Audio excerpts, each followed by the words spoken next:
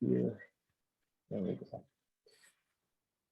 And the reason that life is based on carbon is because carbon can do one thing that very few of the other elements can do, which is it can form rings and chains with itself, which means that you can build a lot of different shaped molecules using carbon as a building block. And so what we're going to find out is that a lot of biological molecules that contain carbon, hydrogen, and oxygen are what are called polymers, meaning that they're chains of repeating chemical units that show up over and over again. Okay, so you know how a chain has links in it, right? Mm-hmm. Those links fit together. Well, think of a chemical polymer as something that has a repeating chemical structure. Okay, this is an example of a chemical polymer called a protein, right? And then got this, we got that, okay, and then we got this, we got this, we got this. Here, there's a different group. Okay, and then we got over here another N, okay, another here, another carbon, and it just goes on and on in both directions, really forever, right? Just over and over and over again. Okay. This is an example of a type of polymer that's called a peptide, okay? And a peptide is repeating units of building blocks that are called amino acids, okay? And show you where the amino acids are in here, okay? Okay. This would be one amino acid here, okay? And this would be another amino acid here, right? And then we could just keep extending in either direction as far as you could go, okay? But carbon is featured as part of the structure, which means that you can build stuff that has a lot of different shapes, and as a result can do a lot of different jobs, okay? So organic molecules contain carbon and hydrogen, while inorganic molecules don't contain a combination of carbon, oxygen, and hydrogen, okay? Mm-hmm. So that's an important thing to note. There's a molecule, for instance, called CO2, which is not considered organic because there's no hydrogen in it along with the carbon, okay? So carbon and hydrogen together mean organic, okay? Organic. Okay, very important. Okay? All life as we know it is based on carbon and requires water, right? So you can see some examples of organic molecules here, okay? This tree, for instance, right, is built out of a polymer that's called cellulose, okay? You know that better as wood. And cellulose, which paper towels are made out of, and your notebook paper is made out of, is a polymer of sugar units, one after the other, okay? And then you've got here an example of a polymer that's called protein, okay? Proteins are made of building blocks called amino acids, and amino acids can be put together in any order and any length to build almost any tool, okay? I would say in terms of sugar polymers, there's probably 3 or 4 that are common in life, human life, and life around us. Protein, there's an infinite number of different kinds of proteins that do all kinds of different jobs, okay? Another type of polymer that's like in corn, but it's also really in any plant, is called starch, okay? And starch is another what we call complex carbohydrate, right? Starch is another polymer of sugars. The difference is that we're capable of eating starch and getting energy out of it.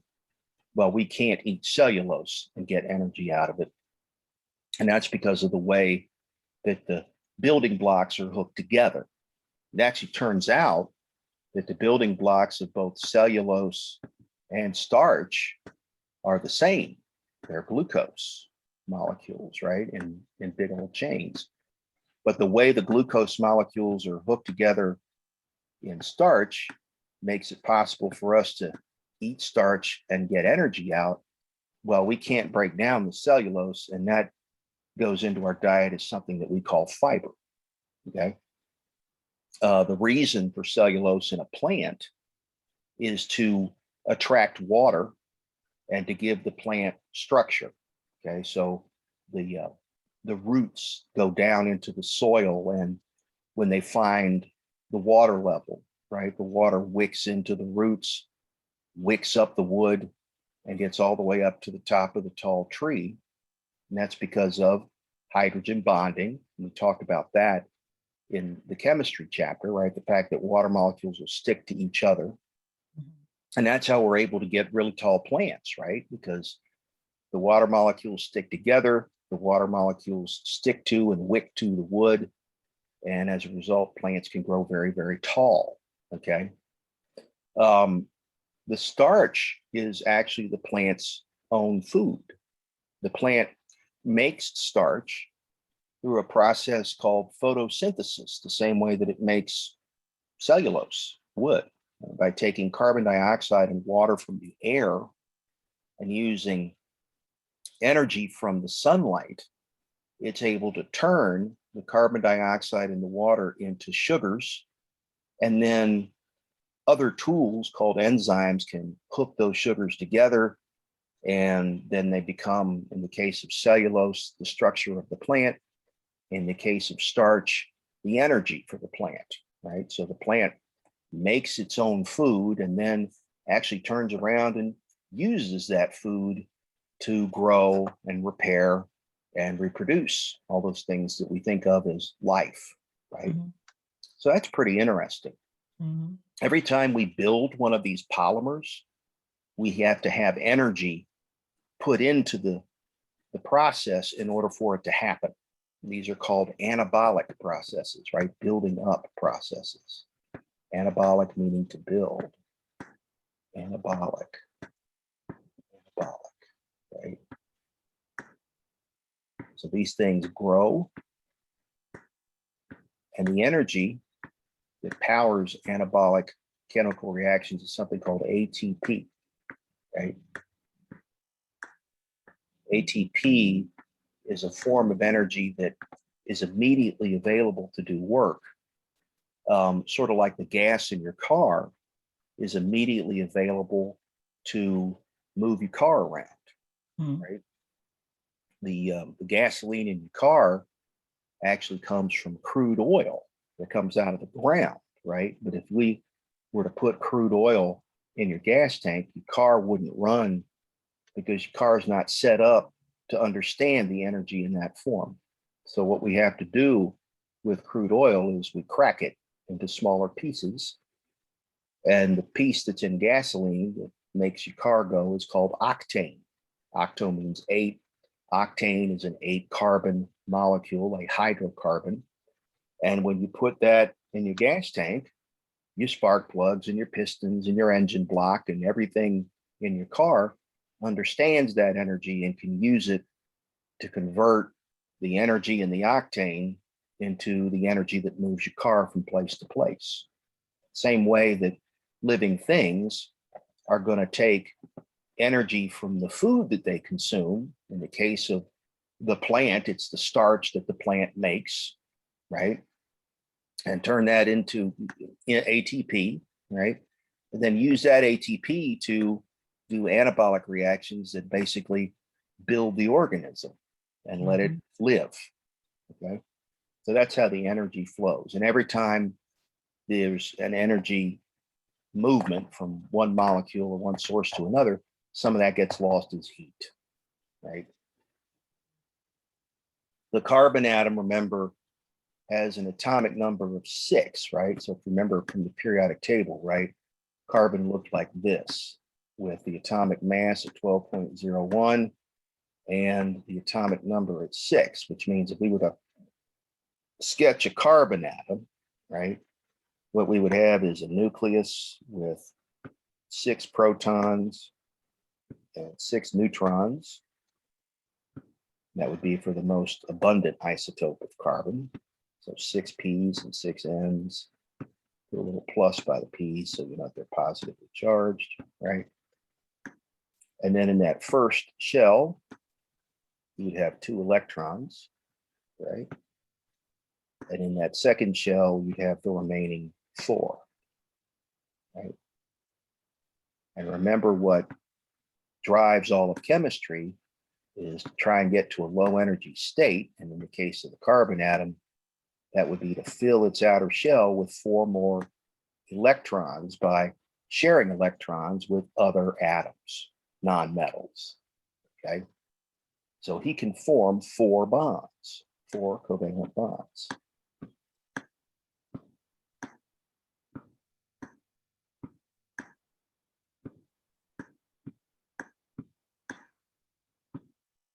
Four covalent bonds.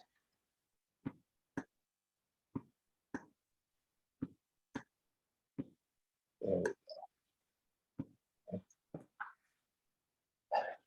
It'll share electrons with any other non-metal, okay? And remember where those are on the right side of the periodic table, to the right of that little staircase, and to the left of that very last column of elements that we call the noble elements that don't do any chemistry. Hydrocarbons are chains of carbon atoms bound only to hydrogens, okay? Like if I were to draw octane in your gas tank, it would look like this, right? 8 carbon atoms hooked together.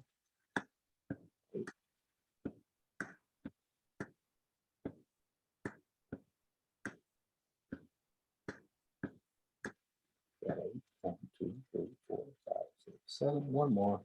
That's 8. Okay. And then there would be hydrogens, right? There would be 3 hydrogens on these carbons on the ends. Because carbon forms 4 bonds, right? And then there would be 2 hydrogens on all of the remaining carbons, right? And that is a hydrocarbon that's called octane. Okay? And when we make octane, we make that by breaking apart longer hydrocarbons that are in crude oil. Okay, so that's what cracking is called. That's the process of cracking. Okay? So that's octane. That's what's in your tank. Okay? High octane fuel makes your car go far. Okay. There's a lot of energy in there because remember that in terms of chemical bonds for living things, the carbon-hydrogen bond has the most energy in it, okay? So the more carbon-hydrogen bonds there are in an organic molecule, the more energy is in an organic molecule, and the more calories are in an organic molecule. Calorie is just a way of measuring energy, okay? So one of the things that we eat that looks a little bit like this are fats, right? Fats in our diet have long hydrocarbon parts to them that have a lot of calories in them. And that's why if you eat a lot of fat and don't do a lot of exercise, you tend to gain weight because of all of those extra calories used. If you don't burn them doing work, then what happens is that the body stores them in our bodies as fat, okay? A plant stores energy as starch. We store it as fat. The animals store fat. Okay? Isomers are just, they're molecules that have the same numbers of atoms, but they're connected to each other in a different order, okay? So this is an example. This is one kind of octane, okay? And Another kind of octane is called isooctane, and it's got the same molecular formula, but it's shaped differently. Okay, isooctane is shaped like this. You got 1, 2, 3, 4, and then you've got, you know, some carbons out here. Okay. 2, 4. Okay. And then this would be CH3. This would be CH3.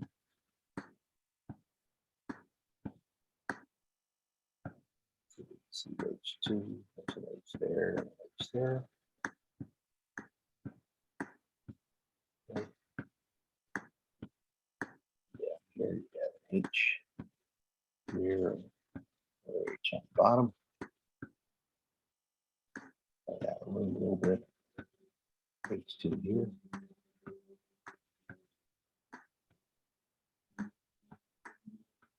And H2 here.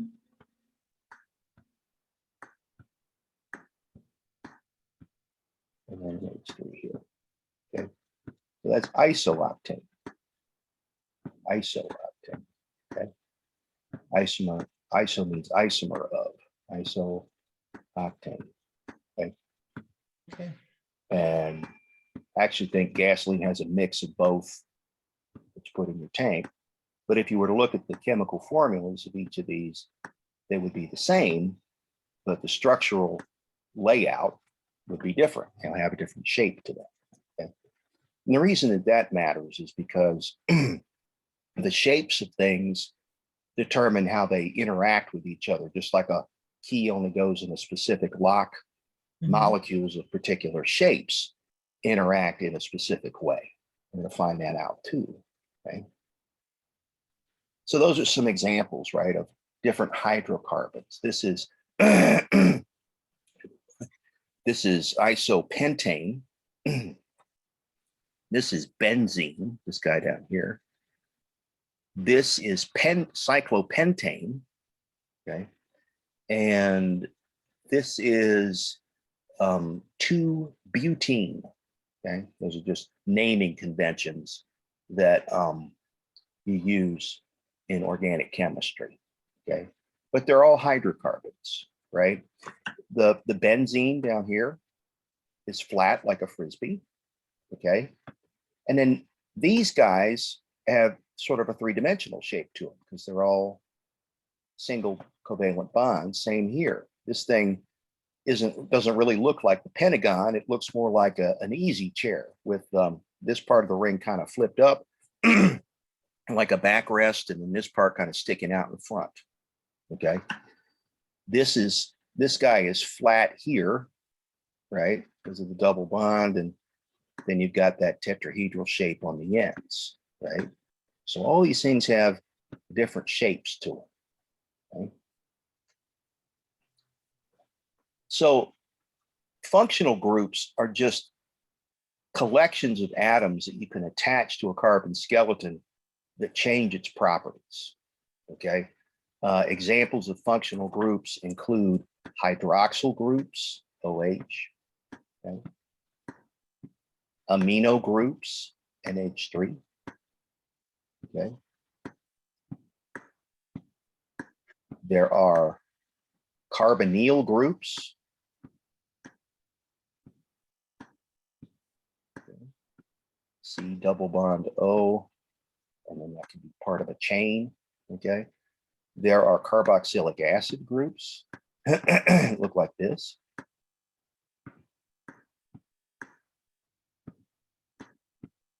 And then the chain comes out behind it, right? Trying to think of some other sulfhydryl groups, SH. Let's find those attached to carbon atoms in living systems. And phosphate groups. Okay, phosphate groups look like this. You got phosphate, you got oxygen here, PO4 here, here, here, and here, and My recollection is there's a couple of double bonds in here and a negative charge on one of the oxygens. And then this oxygen is hooked to the rest of the molecule. Okay. So those are what are called functional groups. And what they do is they just change the chemical properties of the atoms that they're connected to. Okay.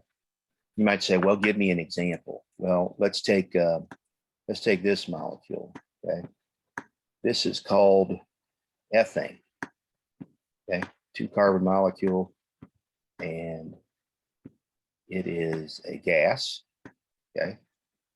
And it could be used as fuel, like to light torches and stuff, ethane.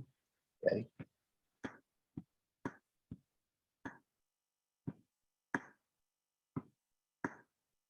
Okay. But if I change this, if I add an OH group to it, hydroxyl group, I get ethanol, which is a liquid, right? This is what's in beer and wine, and this is what makes us feel good when we drink alcoholic beverages, right? Ethanol. So the properties changed, right? It changed from a gas to a liquid. It changed from something that you can't consume to something that you can, right? You could mix ethanol and water because of the hydroxyl group, right? But you can't do that with ethane. Okay. So the functional groups change the properties of the carbon skeleton that they're attached to. Okay. All right. Ethanol.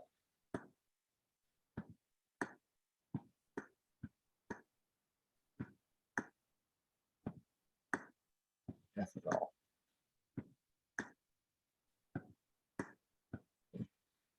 Ethanol is made by yeast. Some bacteria can make ethanol. Okay. And we use it for a lot of different things. So those are some of the functional groups, right? They're showing them to you just as ball and stick, but same idea, right? So what these functional groups do is change the chemistry of the molecule that they're attached to, right? Amino acids that we'll learn about a little bit later have both an acid group and an amino group on the carbon skeleton, right? Alcohols and sugars have these hydroxyl groups on them, okay? And there are some amino acids that have sulfhydryl groups on them, and nucleotides, which are the building blocks of DNA and RNA, have phosphate groups attached to their carbon skeleton, as well as hydroxyl groups. Okay, so we'll see those. The 4 categories of biological molecules are carbohydrates, lipids, proteins, and nucleic acids. Now, we can put these in more common terms that you're familiar with. Carbohydrates you think of as sugars. Okay? Sugars. Like table sugar, right, is a carbohydrate. Mhm. But there's other sugars that you know, like starch and cellulose, wood, or you sometimes might call it fiber. Okay. Lipids you know better as fats.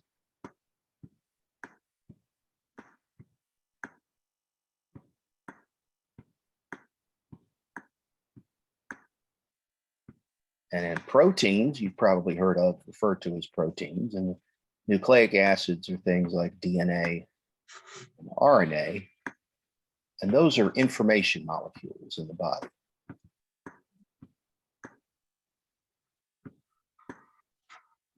Okay. So when we eat living things, what happens is that our digestive system breaks down what's in our food into its most basic building blocks, right? So when we eat proteins, for instance, our digestive system breaks those down into amino acids, which I'll abbreviate AA. right? When we eat nucleic acids, we break those down into nucleotides.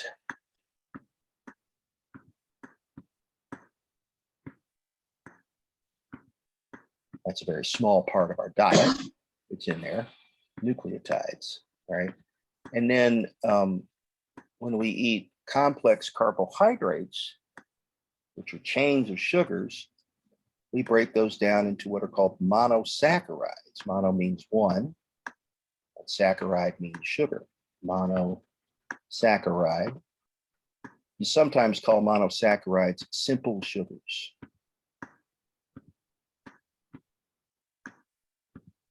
Examples of monosaccharides include glucose and galactose and fructose. Okay. Okay. And it's only in these forms, right?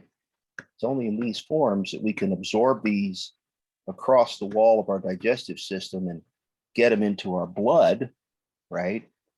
And from there goes to the liver. And then the liver will store it as fat for energy until we need sugar, need fuel in the blood, and then it'll convert the fat into sugars or into other things and put that in the blood and send it out to the cells in the tissue so they can live, so they can have energy and building blocks. Okay. The fats are a little different. The fats get broken down into something called glycerol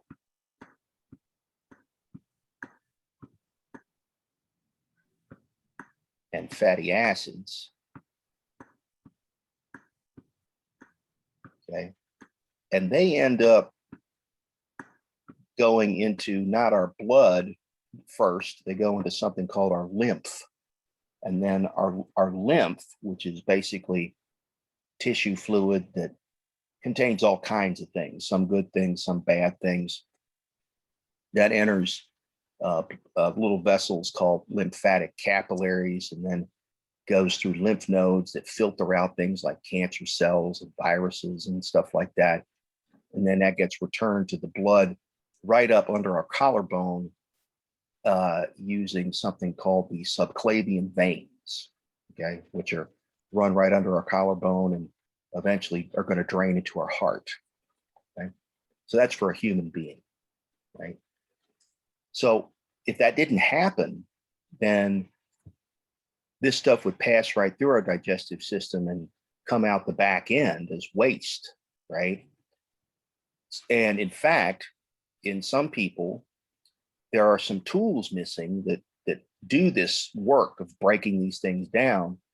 And what ends up happening is that those molecules do end up in an area called the colon, where the bacteria that live in there that help us out use that to grow and reproduce, and that can cause a lot of pain and gas and irregular bowel movements. An example of that would be lactose intolerance. Okay, lactose is a sugar, a double sugar, a disaccharide that is in dairy. Okay, and normally an enzyme called lactase, which is a protein, will help break it down into the lactose and glucose, lactase. Right?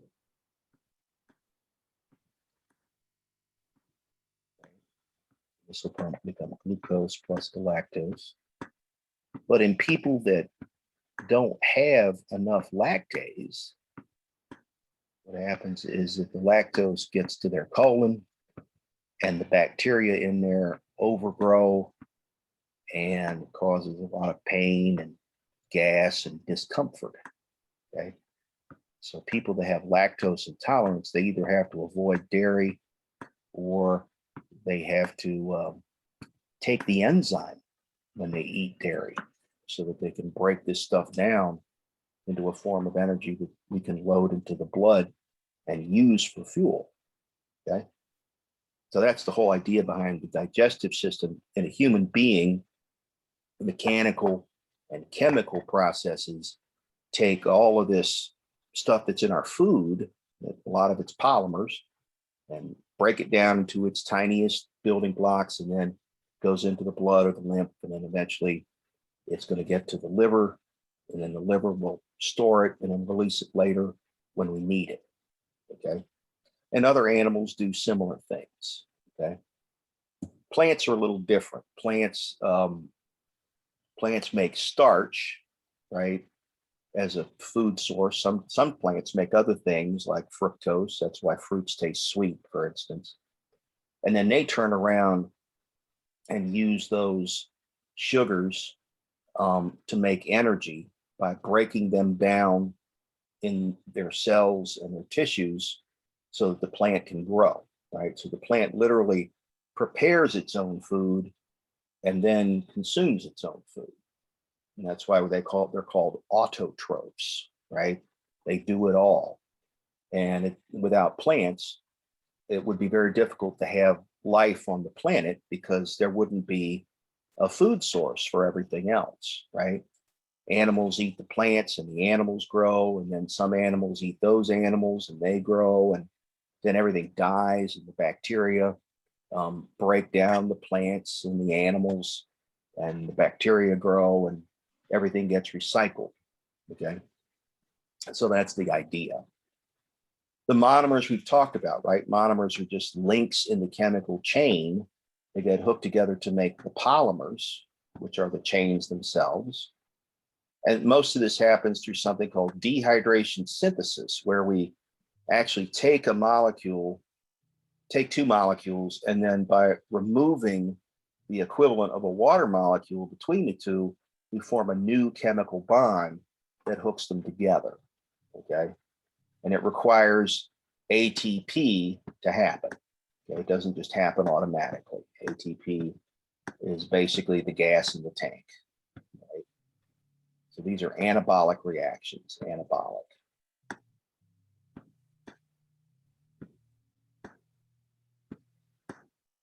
Okay. Anabolic meaning to build up.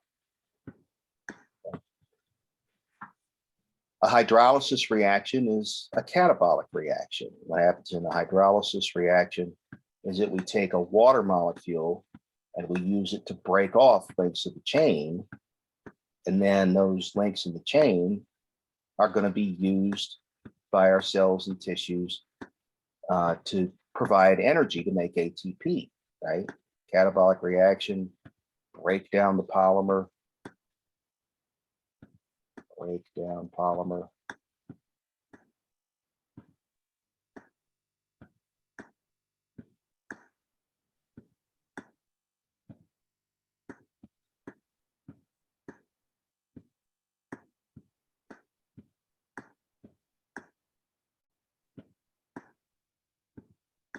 Okay, and then we strip the energy.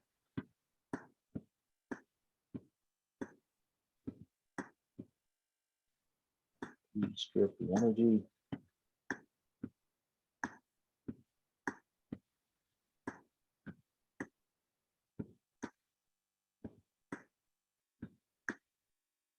Okay, and then we give that energy to ATP.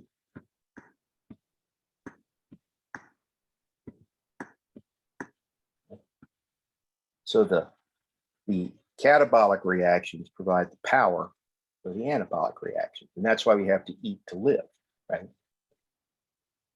So there's some examples, right? Up top, you've got examples of forming a new polymer, right? See how we remove the equivalent of a couple of water molecules and we make a chain here, right? And then the reverse reaction, we take that polymer and we use the water molecules as a tool to split links off of the chain, right? And then use those links to provide energy, okay? Or to provide building blocks for other polymers, okay?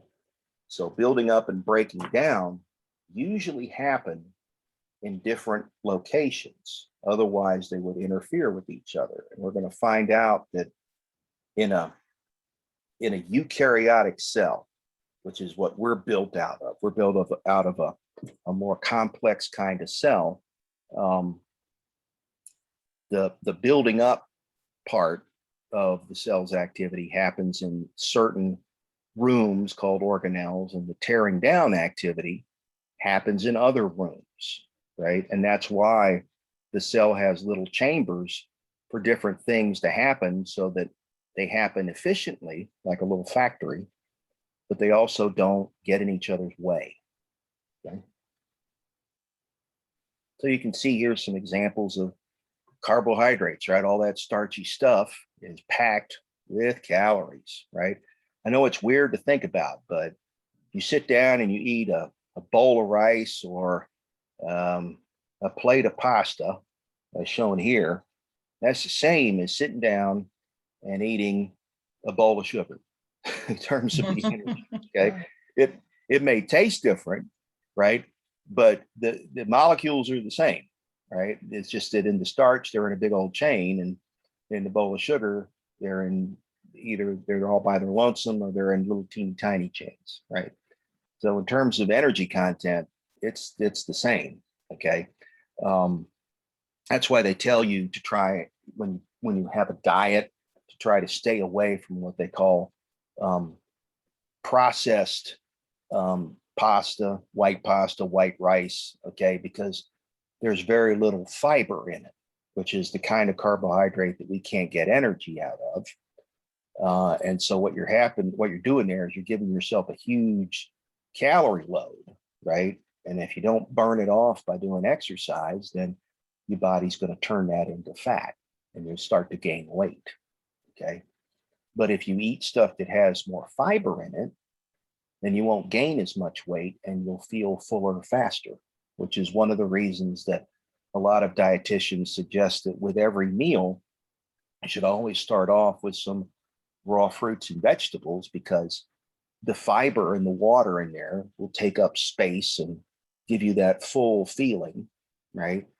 And then you'll be less likely to eat stuff that's high calorie and take in more fuel than you can actually burn. Okay? So it's a good way to diet, right? Stick to the raw veggies and you're doing yourself a big favor, right? So a salad with some sort of light dressing on it, a big one, right? Or carrots and celery and a low calorie dip, right? Just as a way to start things off. Believe it or not, pickles are low calorie, you know? So you could like sit there and eat a jar of pickles and have virtually no calorie content in them. There's a lot of sodium, but very, very little calories. Okay. So those are some different ways of showing glucose. Okay. Glucose isn't really shaped like this. Okay. This is a simplification. If I were to actually draw a glucose molecule, the shape would be something like an easy chair. Right. It would look kind of like this. Right. And then you'd have hydrogens and oxygens coming off, parts of the chair, and the little bends where the carbon atoms are. Okay. Right. So everything has 3 dimensions to it. I know it's kind of weird, but that's the way it is, right? 3 dimensions to all this stuff. Okay. And the chair kind of flips back and forth with the head of the chair flipping down and the foot thing of the chair flipping up. It just kind of wiggles, right? When it's in solution, when it's dissolved in the water, so that there's to be movement, right? When it's a crystal, everything just kind of sits still. Okay. But that's what glucose really looks like.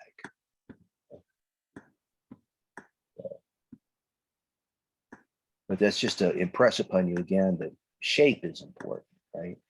And then one of these is an oxygen. There's my eraser. So we can erase this. Right. We can put an oxygen in here. Da, da, da. Oxygen in here. We can bring this up. And then this one, instead of being an OH.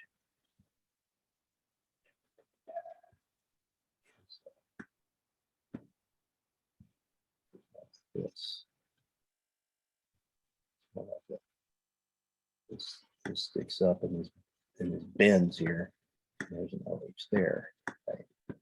That bend here is another carbon here. Okay. So that's the true appearance of glucose. Okay. But the chemical formula right here is the same for glucose and the isomers, galactose and fructose. Okay. It's just that in those other monosaccharides, the way that the oxygens and hydrogens are connected to the carbon atoms is a little bit different. And that means that there's a different shape to it. Okay. So we can see here another example, right? Hydrolysis of maltose to form glucose. The yeast use that to produce alcohol, right? And that's the alcohol content in your beer. This is the same way that you make bread rise. If you have a bread maker, you take the sugar, right? And you add sugar, usually it's sucrose, and then you add yeast, right? And flour, right? And the bread maker kind of, and butter, right?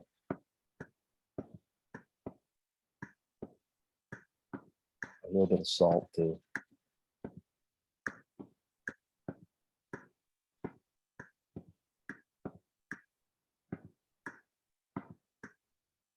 Okay. Salt. You mix all this together, right? You make dough, right? And the dough will rise. And the reason the dough will rise is because the yeast is a living thing, okay? And it uses the sugar, the glucose, yeast, plus the glucose, ends up making carbon dioxide, okay, CO2, which is a gas, and it also makes some ethanol, right?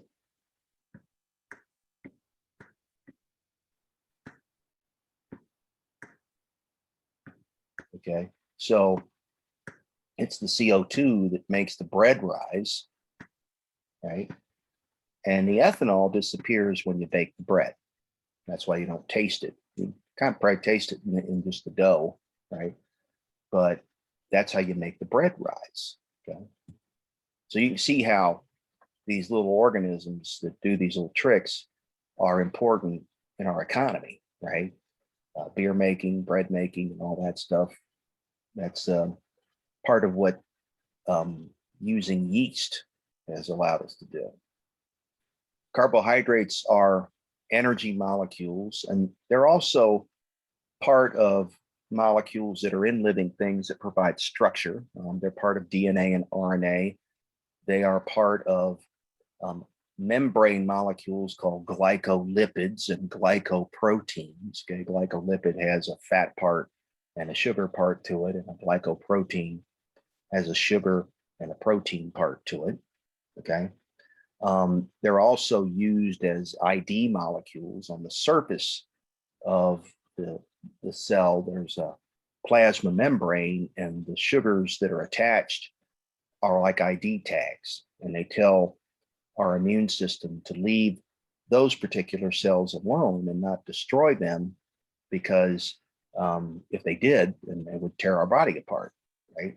But other things that come in with different carbohydrates on them are then identified as invaders, and our immune system moves in and wipes them out. Okay.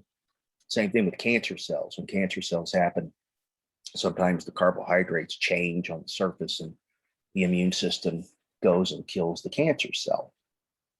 So those are our different carbohydrates, right? The monosaccharides, the disaccharides, the polysaccharides. You're just telling you different lengths of the chain, right? This would be one link, this would be two links, and this would be three or more, okay, links in the chain.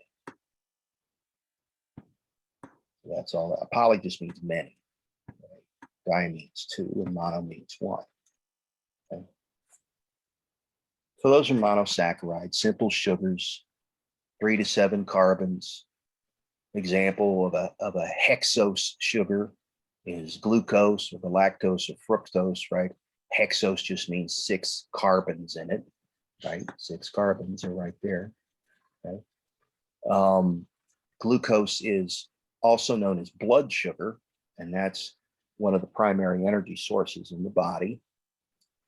Ribose and deoxyribose are called pentoses because they have 5 sugars in them, okay?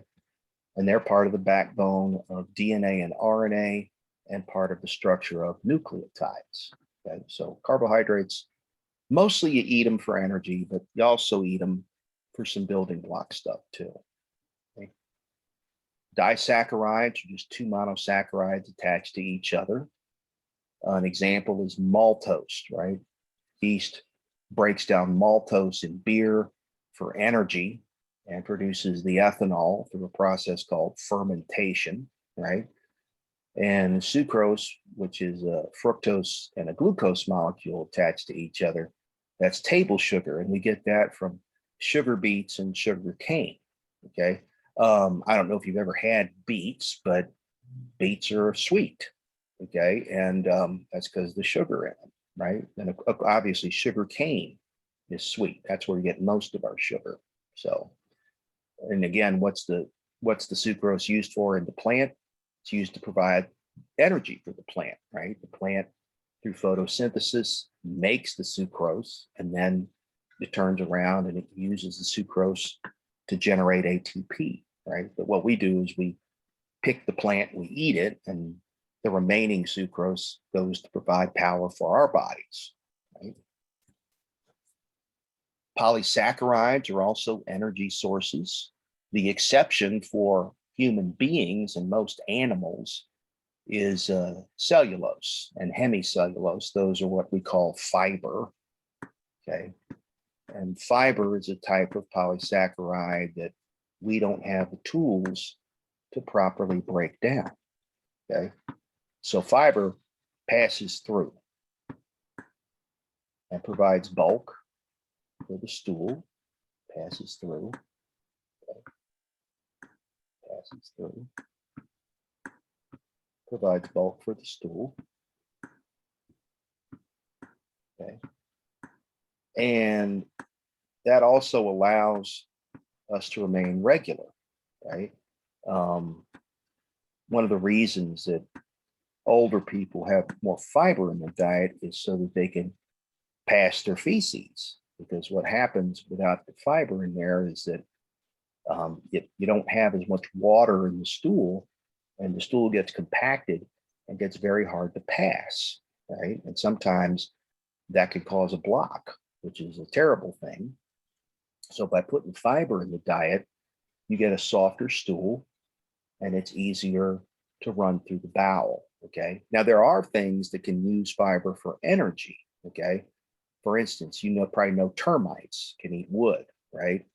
And they actually use the wood for energy, right? To do their dirty work while they eat eat out your foundation and your frame, okay? The reason that the termite can do that is because the termite has a bacteria in its digestive system that can break down the wood into sugars that both the bacteria and the termite use for energy, right? So that's why a termite can eat wood and we can't, right? We don't have that tool, okay? Fungus can do the same thing. Fungus produces an enzyme called cellulase, which breaks down cellulose, which is wood. And you've probably seen mushrooms growing out of rotting logs after a hard rain. And that's part of the way that they do that, is that they make that enzyme and it breaks the wood down into sugars, and then the fungus uses the sugars for fuel so it can grow, right? And that's what the fungus is what we call a decomposer, okay? It helps to recycle the elements in the environment so that they can become part of other living things, right? So there's our cellulose, right? Microbes can break it down. Another type is something called chitin, and we don't have the ability to break down chitin. That's why when we have a lobster or crab, we have to crack the shell and get the meat out, right? But there are some organisms that can digest the chitin, and so they can eat the crabs and the lobsters and the insects whole and not worry about it. Okay. But sometimes um, what happens is that these organisms that use chitin as an exoskeleton, that means a skeleton that's on the outside of the body, in order for them to grow, they have to molt, right? So what they have to do is they have to shed their outer shell, and then the soft parts grow, and then they make a new shell and they get bigger. Okay. This is how we get soft shell crab. Okay. Soft shell crab is crab that has molted and hasn't regrown its new shell yet. And that crab gets caught and quick frozen. And then you can eat the whole crab because there's no shell in it at all. Okay. Mhm. Same thing happens with insects and lobsters. They shed their exoskeleton, the soft parts grow, and then a new exoskeleton forms over the top, right? We're different. We have an endoskeleton. Our hard parts are inside. So as our skeleton grows, our soft parts can grow and stretch to conform to the bigger skeleton, right? So we don't have to molt, right? We can just grow from the inside out. You can see starch and glycogen here, right? That's starch. It's a glucose polymer, okay? Glycogen is our version, the animal version of starch. And we have some glycogen in our body, mostly in our liver and in our muscle, but it's not our primary source of energy storage because it takes up too much room, okay? The more effective way to store lots of calories is as fat, because fat doesn't like to mix with water. It's what we call hydrophobic. So fat molecules kind of glob together and squeeze out the water, and then you get a whole lot of calories in a really tiny space. And I know you might think, well, but it makes me big and fat. Well, if you were to store the same number of calories in your body fat in glycogen instead of fat, you would be gigantic. You'd be like a little beach ball rolling around, right? So we use the fat. The fat has other benefits too, right? It pads and protects our organs, and it holds in our body heat, right? So all kinds of beneficial things come from using fat. That's cellulose, right? And again, it's a polysaccharide, just like the other two, but the way that the monomers are connected to each other, we don't have the tools to clip those chemical bonds, so they stay attached. Okay. Other organisms do, we don't. Actually, the bacteria that live in our colon can break this down and use it for energy. And that's how they grow. Okay. And in biology, we call that a symbiotic relationship, meaning that both organisms get benefit from associating with each other. Symbiotic. Okay. And there's lots of symbiotic relationships in nature. I don't know if you've ever driven south in the summertime, but if you go by the cow pastures, you might notice some white birds that are about hip high, and they're called egrets, but their nickname is tick birds. And what the little egrets do is they remove the ticks from the cow. That's their food, and what the cow gets out of it is no ticks, right? So that's in a symbiotic relationship that benefits the cow and the egret. Okay, so there's tons of those out there. Lipids are insoluble in water, and there's a name for that. It's called hydrophobic. Hydro means water, okay, and phobic means to fear. Hydrophobic. Hydrophobic. An example of a lipid would be vegetable oil. If you take Wesson oil and you pour it into a glass of water, right, the oil and the water won't mix. The oil will stay on the top, the water will stay on the bottom. And again, that's because of that second law of thermodynamics that says that things try to find the easiest low energy arrangement, right? The oil gets with the oil because hydrophobic likes hydrophobic, and the water gets with the water because polar likes polar. That's the easiest way to set things up. And the result is they stay separated, right?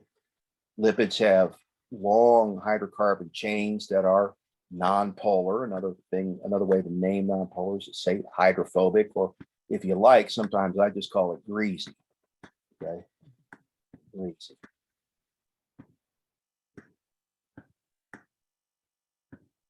Right. And you know, right? If you've ever tried to get grease off your hands or off your dinner plates or whatever, if you just use water, it doesn't work, right? The grease stays there. So you have to use something that's got a greasy part to it, and that's what soap actually is, right? Soap is actually made from fat, right? Fat plus lye, you know, that is oven cleaner. Another way of calling it is sodium hydroxide, NaOH, makes soap, right?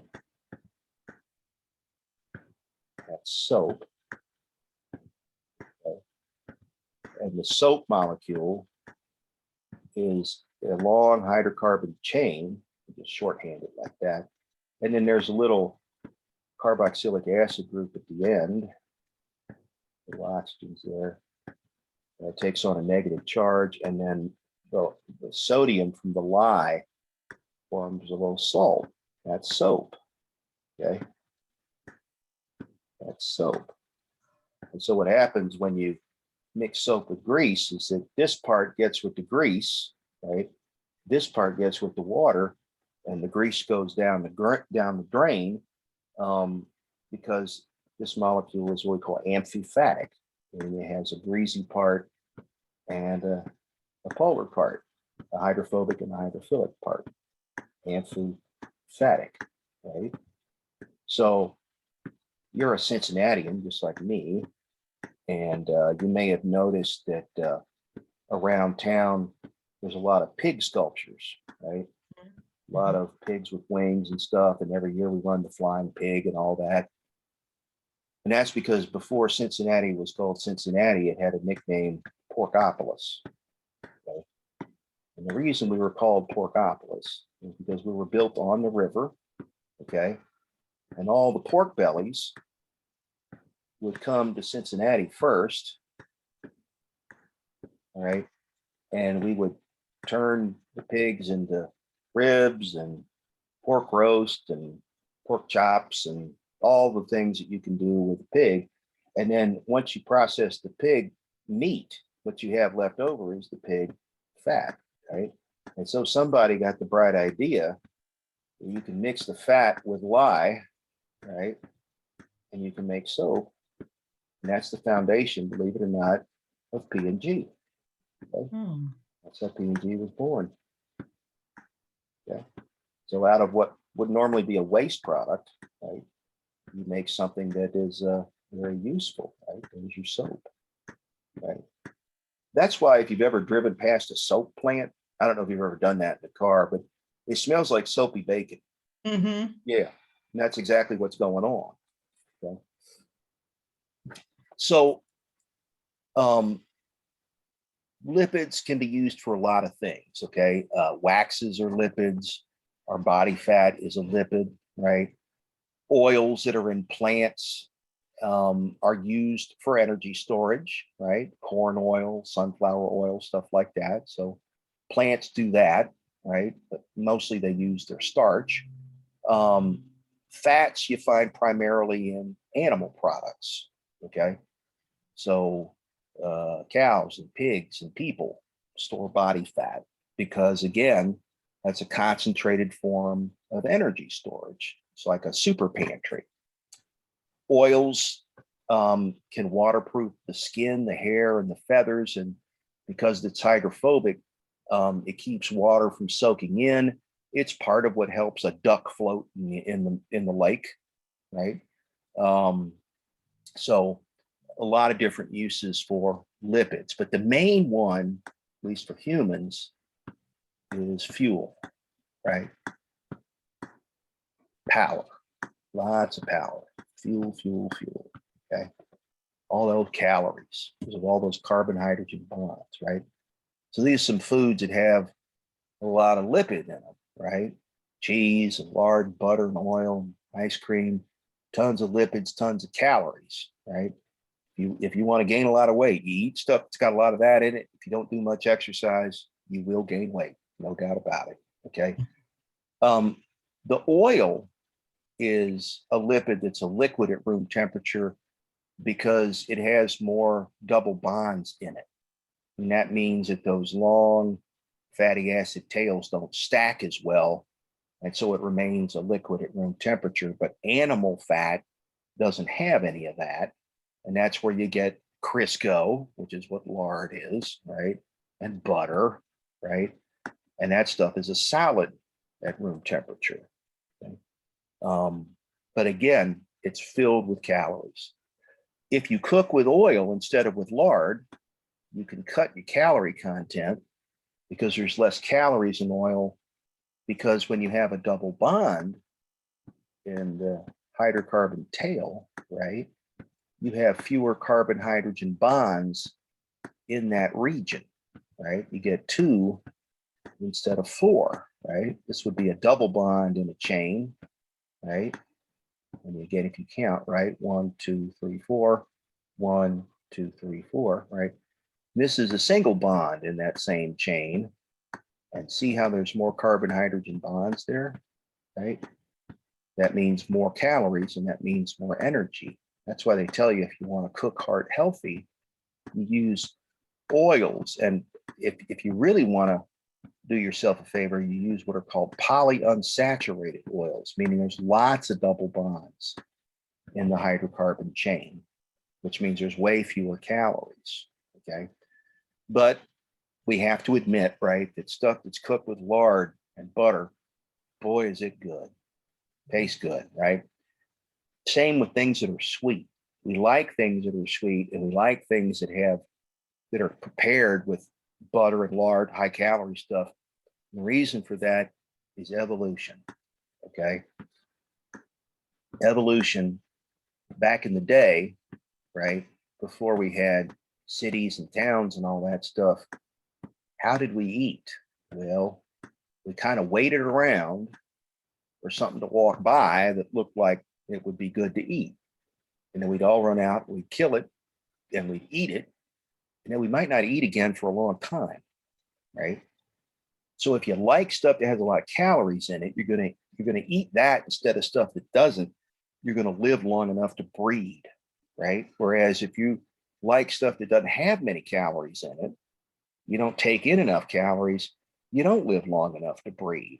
So the early humans that didn't like the high calorie items didn't live long enough to breed. And so they didn't pass their genetic information on to their offspring. And so that characteristic went away, right? It was selected out. And so that's why we like things that are high calorie. We invented farming. And when we did that, we ended up generating more calories than we could actually eat. And that allowed us to do things like trade, right? I have a lot of this, you have a lot of that. We'll trade, and then we'll each get more out of what we have. And that allowed us to have cities and towns and all kinds of interesting stuff, right? So that was the beginning of civilization, really, was when we figured out that we could raise animals and raise plants that made more of what we like so that we had a better opportunity to survive, right? And that's why the population then started to grow. That was the end of what we call the hunter-gatherer society, where you went out, you just kind of scrabbled around for what you could find. When we went to what we call agrarian, then here came the calories and here came the population growth, right? So that's an example of a fat called a triglyceride. Tri means 3. Glyceride is representing this special alcohol that's called glycerol. Has 3 carbons in it, okay? Has hydroxyl groups here. And what happens is through dehydration synthesis, you form this, all right, which is the fat that's in our fat tissue in our body. That's where all our calories are at, is in these, mostly in these chains here, right? And so what happens when the body runs low on energy between meals is that the liver will take the fat, okay, will convert it into sugar, okay, and the sugar will go into the blood. And then from there, it'll go to the cells and the tissues and allow them to make energy from those sugars, right, to the cells. Right? This also happens to be the building block of something called a phospholipid. Now, what the heck is a phospholipid? A phospholipid is the building block of something called the cell membrane. Okay? And the cell membrane is like a fence around the cell that allows it to let some stuff in and keep some stuff out. Okay. Phospholipid is just like this, except one of these fatty acids is removed. Okay. And if I were to draw it, I kind of draw it like this. So you've got that, and down up here, and you've got a phosphate group here. Okay. POOO, right? And then you've got, usually there's an amino group there. Okay. And this part is going to have charge to it, right? There'll be like a negative charge here and sort of a positive charge here. But the remaining part is just like it was before, right? It's still those fatty acid tails trailing off the end, right? Being hydrophobic. So what happens with these is that they form in the cell something called bilayer, right? Where the greasy part of these molecules sticks in the middle and the polar part sticks out towards the water or in towards the inside of the cell. And that forms like a fence around everything. And the only stuff that can get through that barrier is stuff that's already non-polar. So that gases like oxygen molecules and nitrogen molecules can get right through. Things like cholesterol can go right through.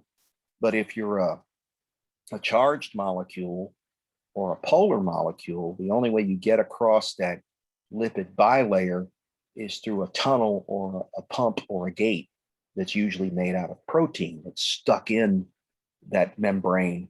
That's a special passageway to let you in or out. And the cell can control how many of those there are and whether they're open or closed. And so that's forms what we call a semi-permeable barrier, meaning that some stuff can go through, but not everything, right? And the cell kind of controls what it can let in and let out, right? Semi-permeable. Okay, kind of like a gated community, right? Can't spell today. Hold on. Eraser. Permeable. Permeable.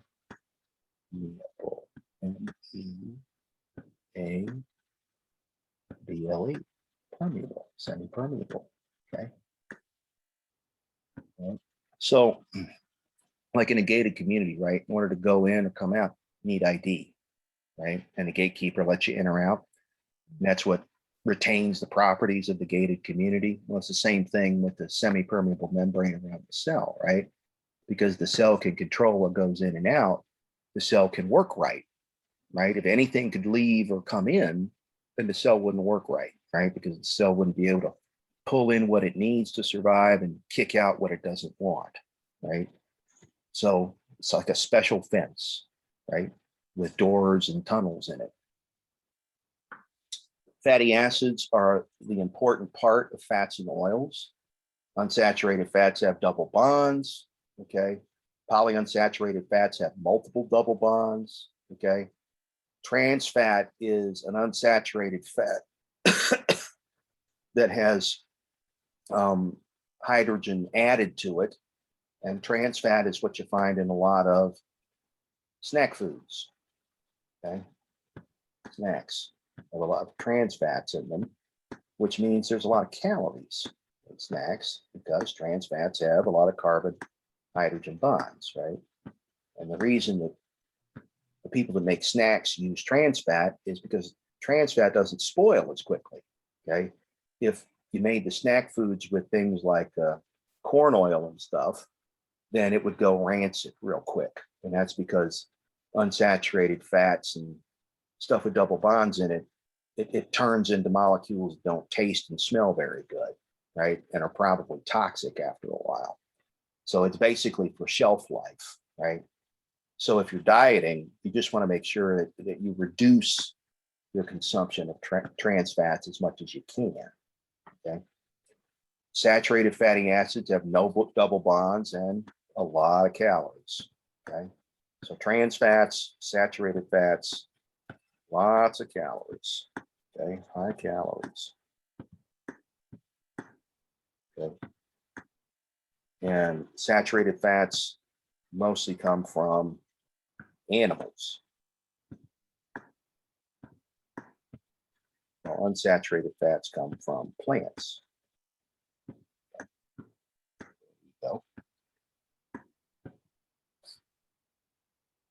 So those are your fatty acids, right? See how the double bond puts a kink in the chain, and that's why the chains don't stack real well, and so there's more movement, which is why unsaturated fatty acids form oils, okay? Whereas the saturated fatty acids are going to form solids like lard or like butter, right?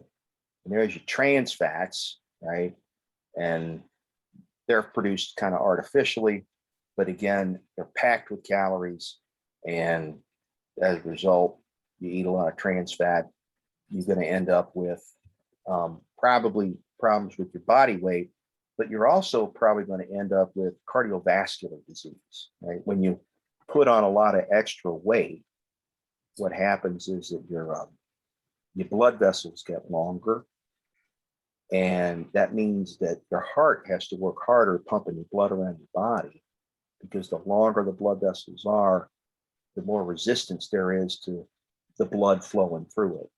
And so the harder the heart has to work, the more likely it is to fail, right? In addition to that, when you eat a lot of cholesterol and saturated fat, you can deposit those molecules on the walls of the arteries, and the artery gets tinier in the inside, and that makes it harder for the blood to flow through, and that increases the pressure even more, right? Because the heart's having to work real hard to push stuff through a tiny opening, and the blood flow through that tiny area slows down, and when that happens, the blood tends to clot. And you could throw a clot to the brain and have a stroke, or throw it to your heart and have what they call a coronary or a heart attack.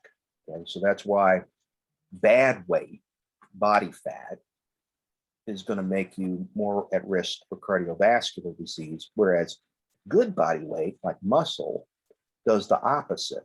And that's because when you put on muscle, the muscle actually makes you grow more blood vessels. And so it's easier for the heart to push the blood around the body because it's got more places to go. And so the heart doesn't have to work as hard to get the blood to flow. It's like having a lot of detours at rush hour, right? Mm-hmm. And so the traffic never gets backed up, right? Whereas if you just one long road, it's very easy for the traffic to back up, or in the case of our body, the pressure to build real high, right? Mm-hmm. Phospholipids we talked about, right? The fact that they form that barrier around the cell, and also around what are called membranous organelles. Membranous organelles, which are what? Well, we're going to find out, but those are things like mitochondria and lysosomes. Membranous organelles, nucleus, okay, peroxisomes, organelles, okay. And the purpose of these organelles, these membranous organelles, is like we said before, right? It's to keep certain sets of chemical reactions in a tiny area so that they're more effective at making what the cell needs. But it also keeps chemical reactions that interfere with each other apart so that they can happen, right? We break down something in one room and we put it together in another room, right? So they don't interfere with what each other's trying to do. There's your phospholipid, right? That's a better drawing than I had. The R is usually an amino group of some kind, amino group. Okay. But see how it forms a bilayer, right? With a greasy core, right? And the polar surface on the inside and the outside, right? So the outside here, where the red is, that likes to be with the water, right? And then the core here does not. Okay, it wants to be with itself, and that's low energy, right? That's low energy. That's that second law of thermodynamics again. Energy, E N E R G Y, energy, low energy. Let's erase that other mark there. Low energy. And you can see inside here some of the membranous organelles, right? Let's get the laser pointer out and let's use green. Green. There's mitochondria, there's peroxisome, there's endoplasmic reticulum, there's nucleus, right? They all have little membranes around them, and they're all doing specific jobs. And those little rooms make those jobs easier to do. Okay. So the cell is more effective at being a living system. Okay? And some of the phospholipids are going to have unsaturated fatty acids in them, and some won't. Okay. And sometimes there'll be sugars connected to them. They call those glycolipids. Okay. So there's all sorts of little things in the membrane that make it have special properties. Now, steroids are a different kind of lipid. Okay. Steroids are based off of something called cholesterol. All right. That's cholesterol there. Okay. Every little bend in the ring represents a carbon atom with hydrogens associated with it. And you'll see that most of this molecule is carbon and hydrogen, which means that it's hydrophobic. Okay. Hydrophobic. Cholesterol is used in the cell membrane to keep those phospholipids from moving around too much. Okay, so there's in the cell, there's going to be areas of the membrane that the cell kind of wants to keep still. And there's going to be parts of the membrane that the cell wants to move around. And the cholesterol kind of acts like a doorstop. So it can stick the cholesterol in there and say, we want this part of the membrane to kind of stay put, and the other parts of the membrane can do some movement. But it's also a part of the production of certain hormones like testosterone and estrogen and cortisone and cortisol and aldosterone. And what are hormones? They're chemical signals that tell certain tissues in the body to do something that helps to keep us alive. Okay. And so the hormones that are built using cholesterol are also hydrophobic. Okay. Which means that what happens when they get to their target is they actually go inside of it, and then they combine with something called a receptor. And then that complex actually goes to an area of the cell called the nucleus.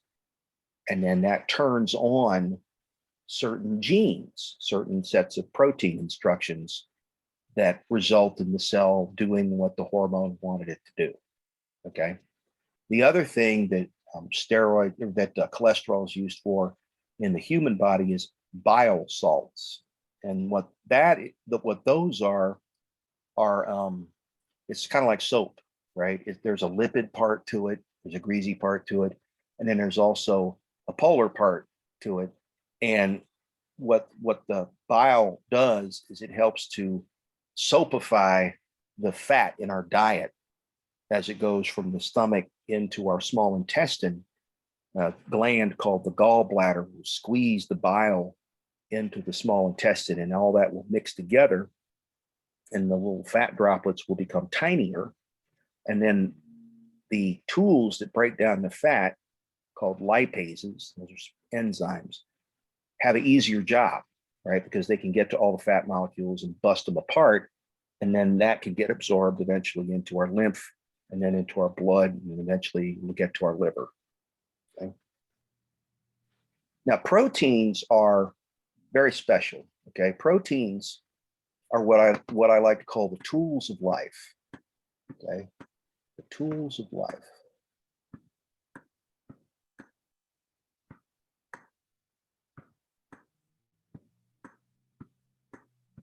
Why is that? Well, proteins are built out of amino acids. Okay. There's 20 kinds. 20 kinds. Okay. And these 20 kinds of amino acids fall into 3 categories. Okay. Some of the amino acids are polar.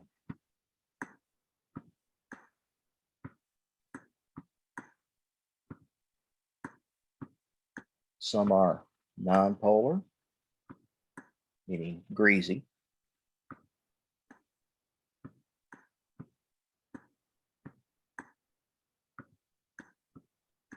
And then some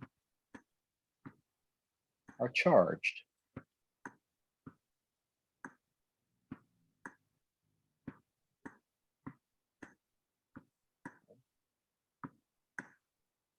So you can take these building blocks, these 20 different kinds of building blocks, and you can put them together in any order and any length, which means you can build almost any tool to help life happen.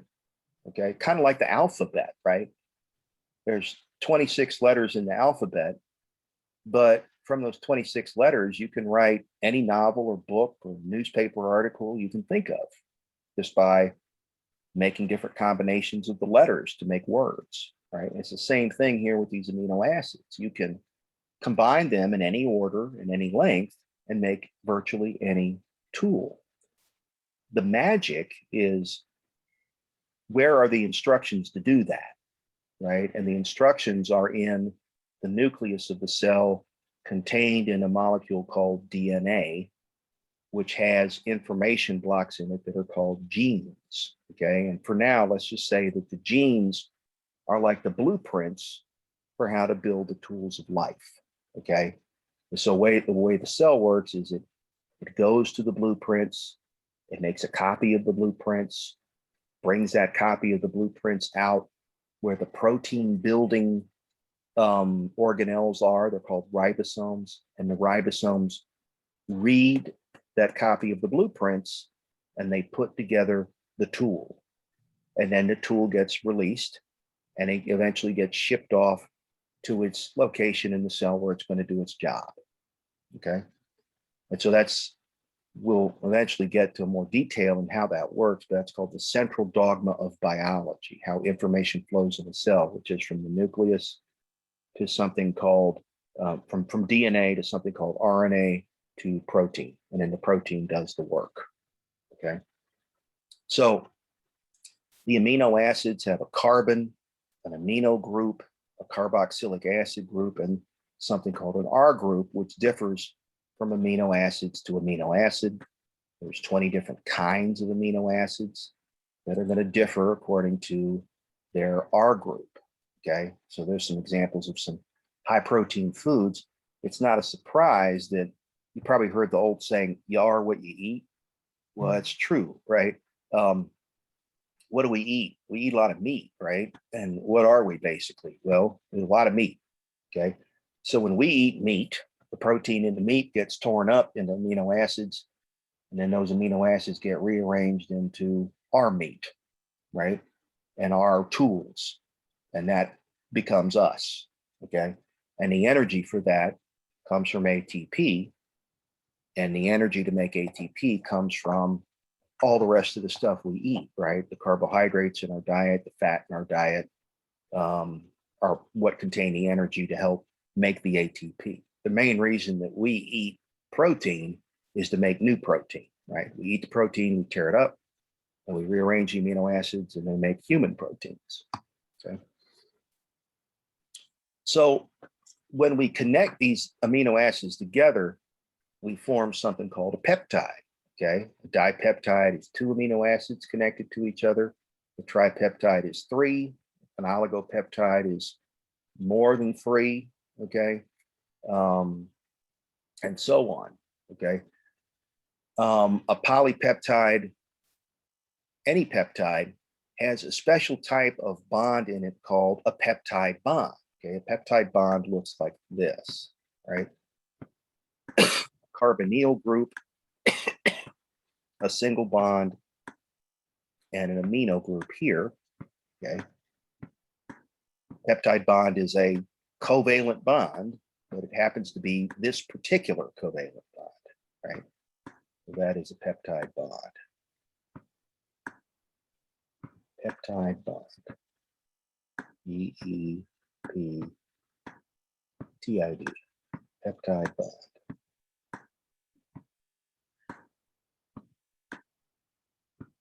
Peptide bond. And it just so happens that a peptide bond is flat, like a pancake. And that's because of the double bond here next to the carbon, right? The carbon is bound to 3 groups. That area is flat, like a frisbee or a pancake. Okay? And how you make the peptide bond is through something called dehydration synthesis. Okay. And that happens in the cell at an organelle called a ribosome, okay, which is a non-membranous organelle. So these are some examples of different classes of amino acids. There's a couple of nonpolar amino acids. This is a charged amino acid. This is another, they're listing that as nonpolar. That's actually polar. That's a mistake. Okay, that's a polar amino acid there. Okay, so you can see that the only thing that's different in each of these is this what they call the R group, and that's how we group the amino acids into those different categories. Okay, so that's how we clunk them together, right?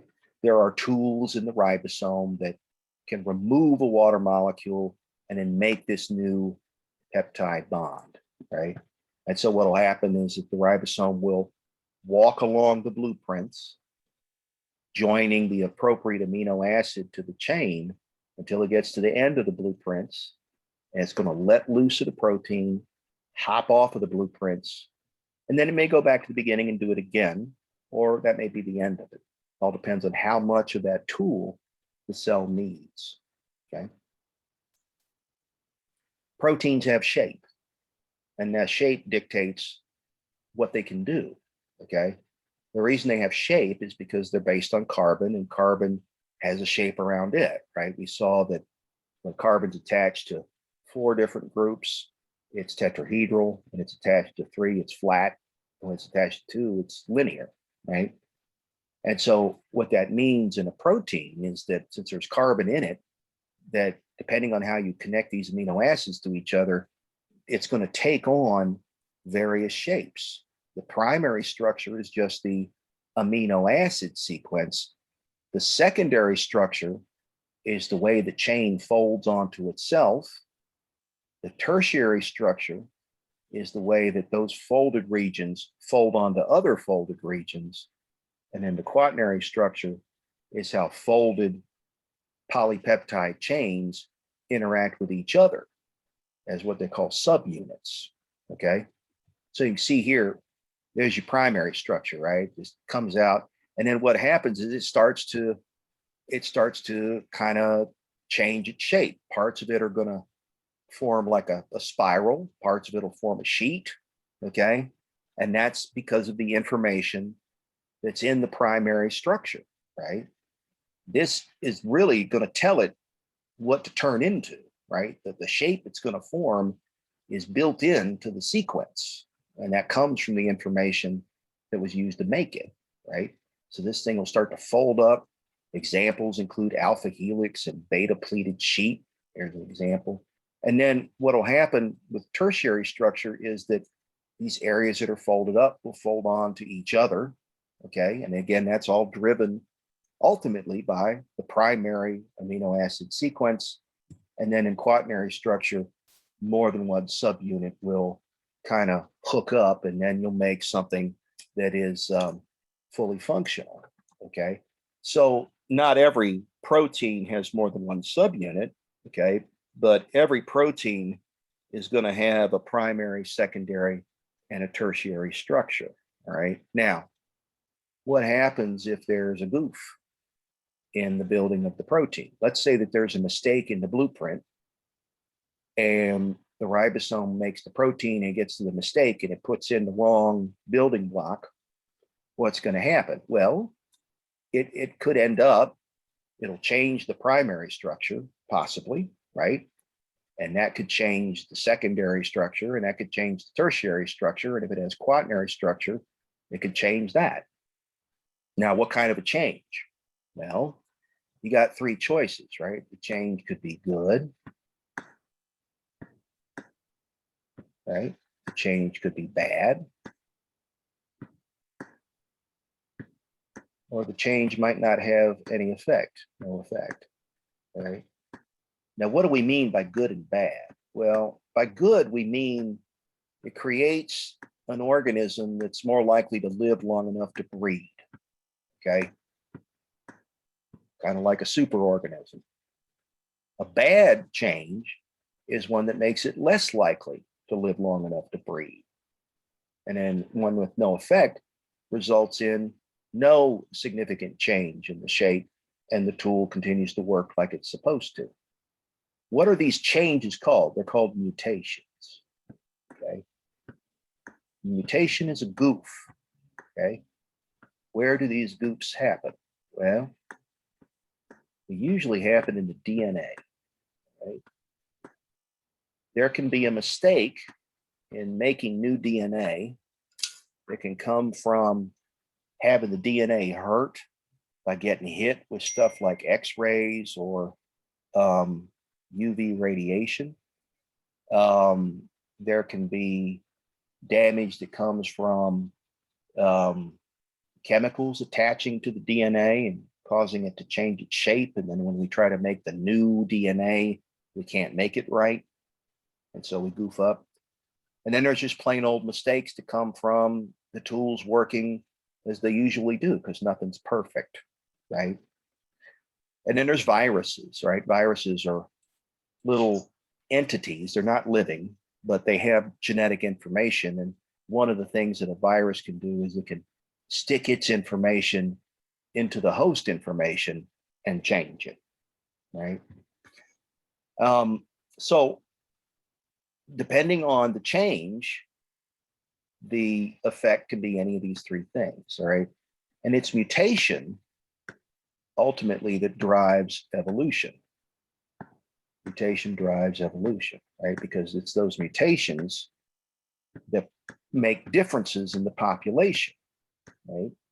Mutation means that you have different proteins, which means you have slightly different characteristics. And then depending on what happens in the environment, that characteristic might mean that you do better at living long enough to breed, or you do worse, okay? And the same mutation might be a benefit in one environment and not so good in a different environment. It all depends on what the change is, okay?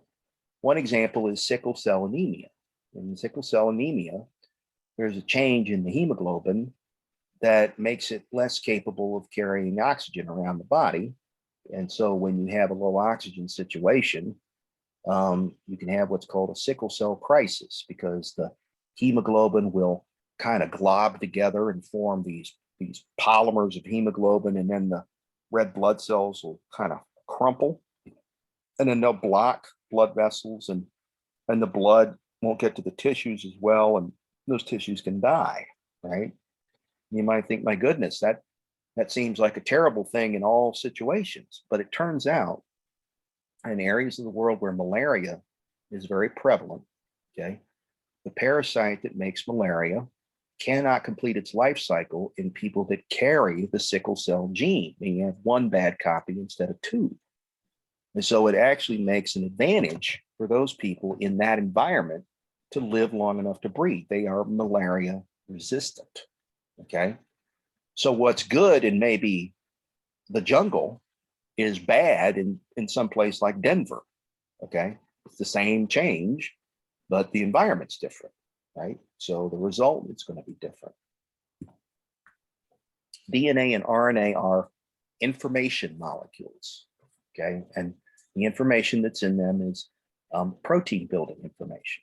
How to put together the tools of life is what's in these things. Okay. The DNA has a double helix to it and has information blocks in this long double helix called genes, which are protein building information.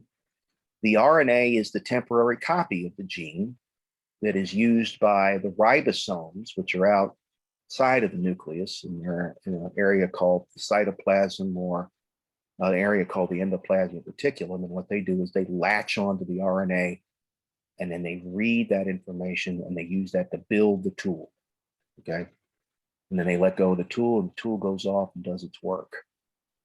So nucleotides are the building blocks of these information molecules.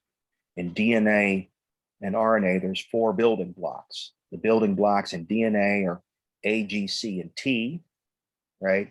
And in RNA, it's A, G, C, and U, okay? A stands for adenine, G for guanine, C for cytosine, T for thymine, and U for uracil, okay? And you might think, well, gee, only 4 building blocks. How do we get all this different information? Same thing as with the alphabet, right? We can put those building blocks together in the DNA polymer in any order and any length. And that means that we can make almost an infinite number of instructions, okay, to build an infinite number of tools, okay?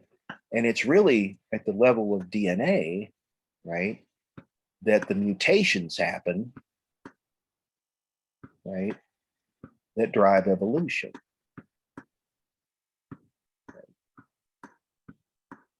That's how it happens, right? The changes in the DNA lead to changes in protein, new protein,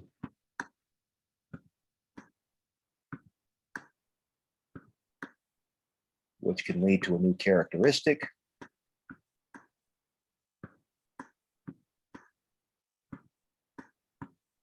Characteristic.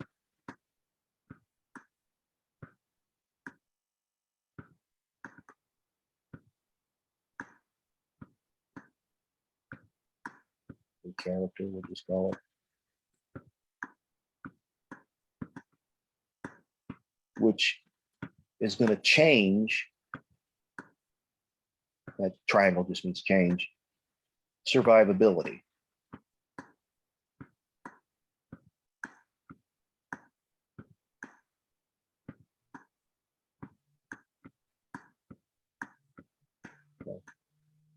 ITY, survivability. Change it how? Well, either make it better or make it worse or have no effect, right? So that's how we got all the differences we had. And that's one of the reasons why evolution really didn't take off until we had sexual reproduction, okay?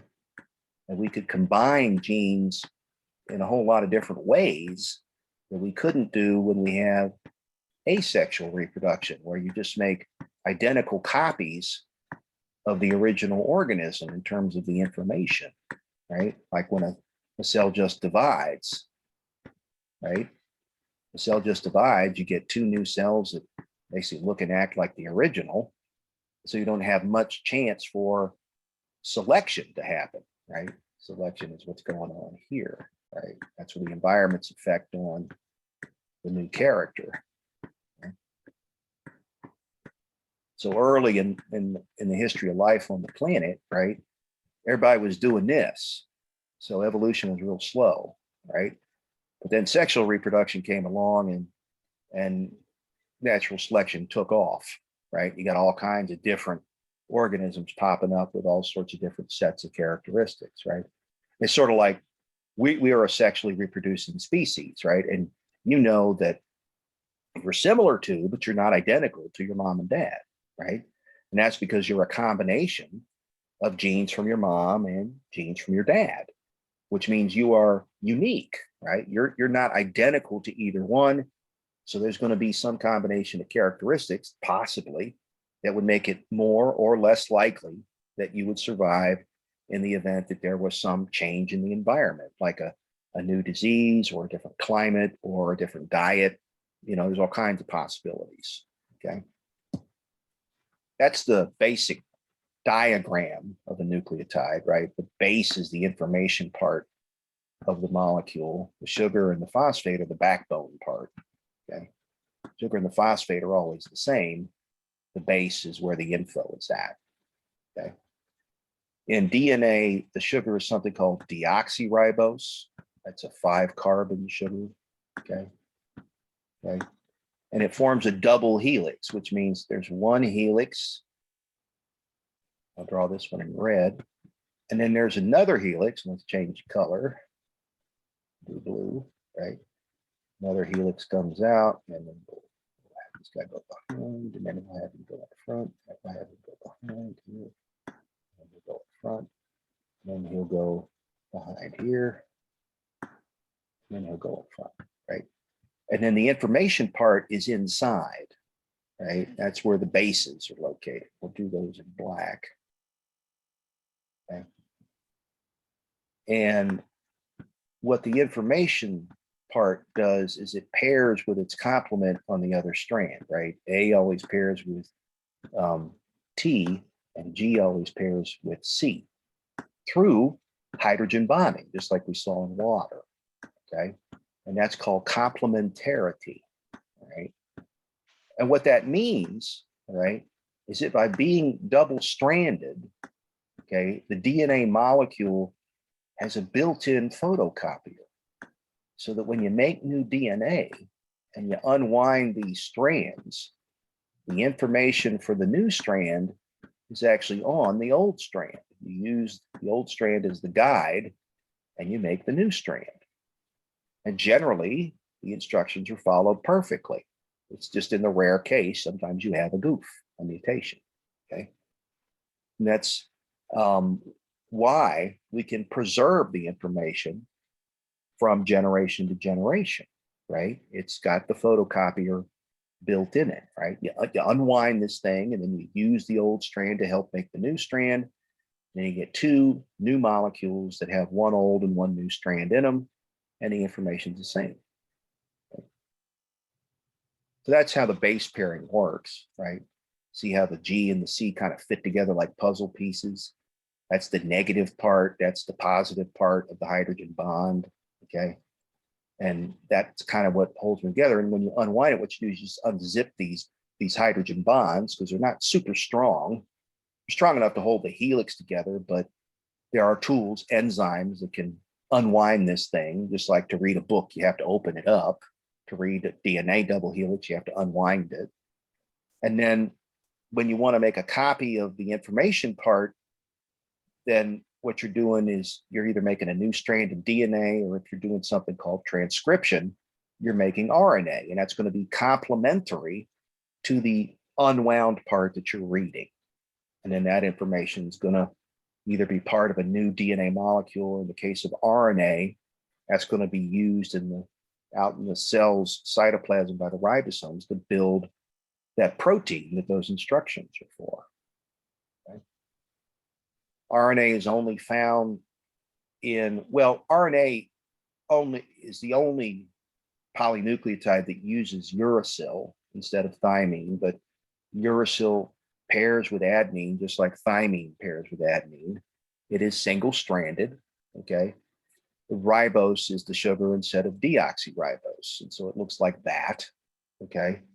And the information is contained in the nucleotides, and it's actually, the code is actually in what are called triplets. So the words of the gene alphabet are always 3 letters, but you could have different 3 letters, right? You could have TAA, you could have AAA, you could have AGG, you could have GAG, and so on, right? And depending on what combination of 3 letters you got a particular amino acid in the protein chain at that spot, okay? So the relationship between DNA and protein, right, is that the information in the DNA is used to determine the sequence of the amino acids in the protein, which determines what it does. Okay. And so if you change the information, you can change the protein and you can change its function, right? And we talked about sickle cell, right? Now, sickle cell is an advantage in one environment and a disadvantage in another, and it's only a single amino acid difference, right? So you can see here in sickle cell, you get a valine at this part of the chain in hemoglobin instead of a glutamic acid. And so when the low oxygen hits, you get this funky shape, and that's what's going to block those blood vessels. And that's what's going to cause those tissues to die. And that's if you have 2 bad copies, right? But if you have a good copy that makes this and a bad copy that makes that, and you live in the jungle where malaria is at, then you have resistance to malaria, right? You're more likely to live long enough to have children, right? So it's an advantage in that environment. It's a disadvantage in different environments, okay? And they can screen for this before you have kids by doing just a blood test, right? And they can draw your blood and they can tell whether you carry the sickle cell gene or whether you don't, or whether you have sickle cell anemia. If you have sickle cell anemia, you're going to have 2 copies of the sickle cell hemoglobin gene, right? 2 sickle hemoglobins. It's HB, I believe it's HBS, hemoglobin sickle. 2 HB sickle means sickle cell anemia. That should be an S there. Sickle cell anemia.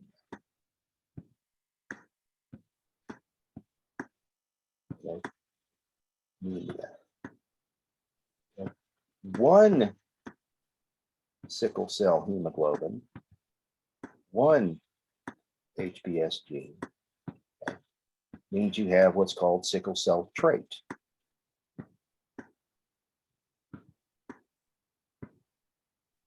It's an S.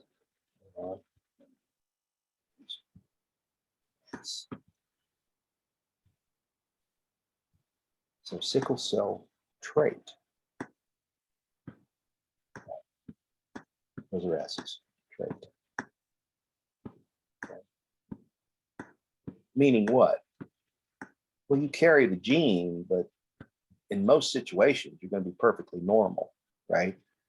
But if you have that 1 bad gene and you're in an area where there's malaria, then you actually have an advantage over somebody who has normal hemoglobin. Okay? So that's a unique situation, right? What is bad in one environment is good in a different one. Okay? So that's actually the end of the chapter, believe it or not. And we have now covered 3 chapters, which is usually the amount that you cover when you're going to give an exam, right? So what I'm going to do now is I'm going to cook you up a practice exam with a key, right? And then you could study your material and then take the exam like a real exam and then compare it to the key, see how you do.